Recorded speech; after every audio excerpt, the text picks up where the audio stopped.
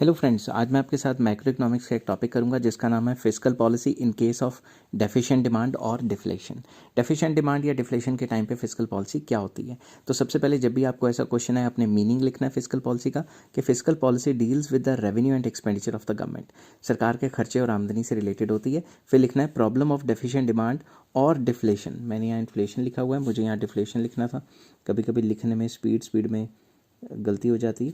Problem of deficient demand और deflation, deficient demand की problem या डिफ्लेशन की problem can be solve through fiscal policy. कैसे? In a following manner.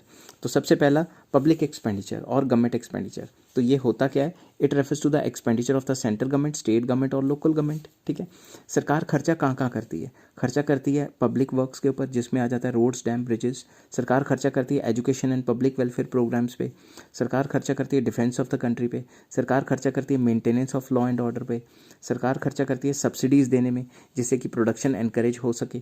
ठीक है, अब during deficient demand government expenditure is increased, क्योंकि इकॉनमी में डिमांड पहले से नहीं है, तो सरकार क्या करती है? अपना खर्चा बढ़ा देती है। Rise in the government expenditure acts like a injection.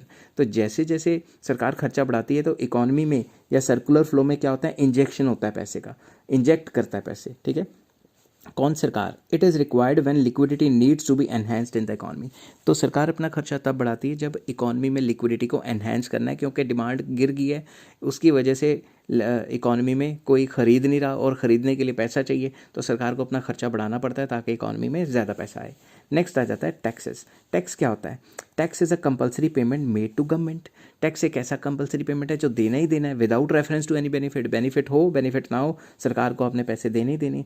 तो जब भी डेफिशिएंट डिमांड होगा तो क्या होगा? By reducing the tax burden the government increases the disposable income and manage deficient demand.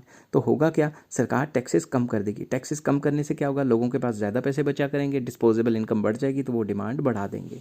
ठीक है, नेक्स्ट आ जाता है पब्लिक बोरिंग्स और पब्लिक डेट। तो पब्लिक बोरिंग, पब्लिक डेट में हमने क्या लिखा हुआ है?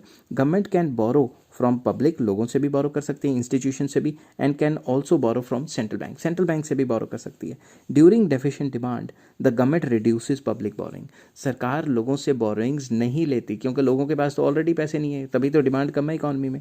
This increases the liquidity with the people. इसकी वजह से लोगों के पास लिक्विडिटी बढ़ जाती है। Accordingly aggregate expenditure also increases and deficient demand is managed. और सरकार करती क्या है? गवर्नमेंट में also increase its borrowing from central bank. सरकार सेंट्रल बैंक से लोन लेना शुरू कर देगी। ठीक है, which increases the amount of liquidity in the economy and correct the deficient demand और deflationary gap in the economy. सरकार सेंट्रल बैंक से लोन लेगी। सेंट्रल बैंक हेड बैंक होता है कंट्री का, जो इंडिया में आरबीआई है। अगर कोई भी सरकार अपने सेंट्रल बैंक से लोन ले लेती है, बोरोइंग कर लेती है, तो वो बोरो करके अपनी जेब में थोड़ा ना रखेगी, तो खर्चा करेगी, खर्चा करेगी, इकॉनमी में पैसे आएंगे। ठीक है, जिससे कि डेफिशिएंट डिमांड की प्रॉब्लम सॉल्व हो सकती है। आई होप ये वीडियो आपको पसंद आई होगी। अगर पसंद आई हो तो please like, share and subscribe. Next video में मैं लेके आऊँगा monetary policy in case of excess demand या इन्फ्लेशन क्या होनी चाहिए। Till then take care, have a nice day.